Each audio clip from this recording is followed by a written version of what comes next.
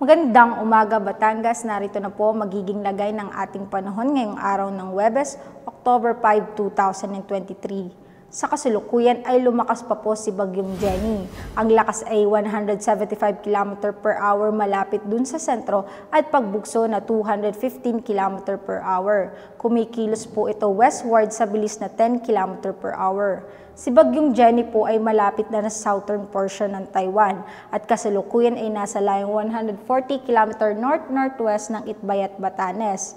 Samantala, patuloy pa rin po nitong pinalalakas ang habagat o southwest monsoon kung saan itong southwest monsoon ang nakakaapekto sa Central Luzon, Southern Luzon at Visayas at siyang magdadala ng mga pag-ulan, pagkulog at pagkidlat.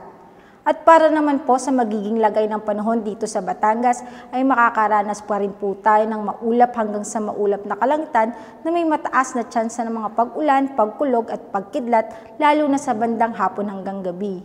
Sa hilagang parte ng Batangas ay may 43% tsansa ng pag-ulan. Sa silangang parte ay may 25% tsansa ng pag-ulan, samantalang sa kanlurang parte ng Batangas ay may 66% tsansa ng pag-ulan at sa timog bahagi ay may 40% tsansa ng pag-ulan. Kaya paalala po natin sa ating magigiting na kabatang na magdala ng pananggalang sa init at sa mga posibleng pag-ulan.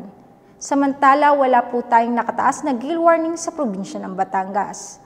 Ang magiging agwat ng temperatura ngayong araw ng Huwebes ay nasa pagitan ng 27 to 30 degrees Celsius. Si Haring Araw ay sumikat kaninang 5:45 ng umaga at lulubog mamayang 5:43 ng hapon.